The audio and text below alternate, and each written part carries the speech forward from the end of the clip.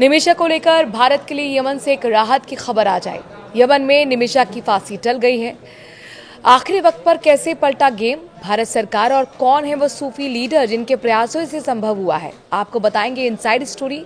रहिए मेरे साथ, मैं हूं आपके साथ अनुराग सक्सेना। साथ ही आपको ये भी बताएंगे कि आखिरकार अब इस केस में आगे क्या होने वाला है।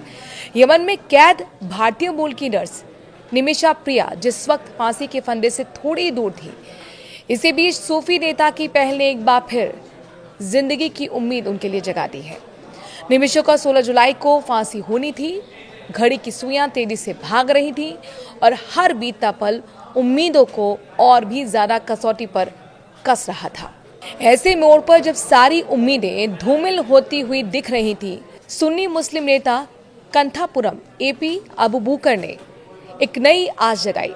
फिलहाल खबर यही है कि 16 जुलाई को होने वाली फांसी टल गई है। इससे पहले फांसी को रुकवाने के लिए सूफी विद्वान की अगुवाई में प्रयास किए जा रहे थे। मीडिया रिपोर्ट्स के मुताबिक प्रमुख विद्वान और सूफी नेता शेख हबीब उमर बिन हाफिज के प्रतिनिधियों और यमनी नागरिक तलाल अब्दो मेहदी के परिवार के बीच मंगलवार को धमार में होने वाली बैठक के बारे में बताना शुरू किया गया। कहानी शुरू होती है 2017 से, जब निमिषा प्रिया पर अपने यमनी व्यापारिक साझेदारी तलाल अब्दो मेहदी की हत्या का आरोप लगा। ये घटना यमन में हुई थी और कानूनी प्रक्रिया के बाद 2020 में उसे फांसी की सजा सुनाई गई। उसकी अंतिम अपील भी 2023 में खारिज हो चुकी थी। पलक्कड़ केरल की नर्स अब यमन की राजधानी सना की एक जेल में बंद है और उसका परिवार हर पल हर सांस उसकी रिहाई की दुआ कर रहा है। भारत सरकार ने भी अपनी तरफ से हर संभव प्रयास किए, लेकिन यमन की जटिल और अस्थिर स्थिति के कारण ज्यादा कुछ कर पाना मुश्किल लग रहा था। सुप्रीम कोर्ट को केंद्र सरकार ने सोमवार को बताया था कि वो हर संभव कोशिश कर रहे हैं, लेकिन यमन की जमीनी हकीकत चुनौतियों से भरी हुई है। ऐसे में 94 साल के सूफी विद्वान कंथापुरम एपी अबू बकर ने साफ तौर पर मोर्चा संभाला।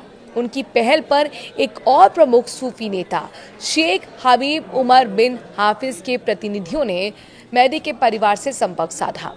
यह अपने आप में एक बड़ी सफलता थी, क्योंकि तलाल की हत्या केवल उसके परिवार के लिए ही नहीं, बल्कि धमार क्षेत्र के कबायलियों और निवासियों के लिए भी एक बहुत बड़ा संवेदनशील और भावनात्मक मुद्दा था और अब तक कोई भी परिवार से सीधे संपर्क नहीं कर पाया था। मुस्लियार के गहरे आध्यात्मिक प्रभाव के कारण ही ये पहली बार में संभव हो पाया।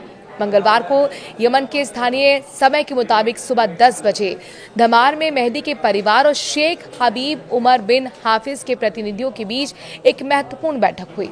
सूत्रों के मुताबिक तलाल का एक करीबी रिश्तेदार, जो हुदैदा स्टेट कोर्ट का मुख्य न्यायाधीश और यमन की शुरा काउंसिल का सदस्य भी है, इस बैठक में शामिल हुआ। सबसे महत्वपूर्ण बात यह है कि वो शेख हबीब उमर के सूफी संप्रदाय का अनुयायी है, जिससे परिवार को मनाने की उम्मीद अब बढ़ गई।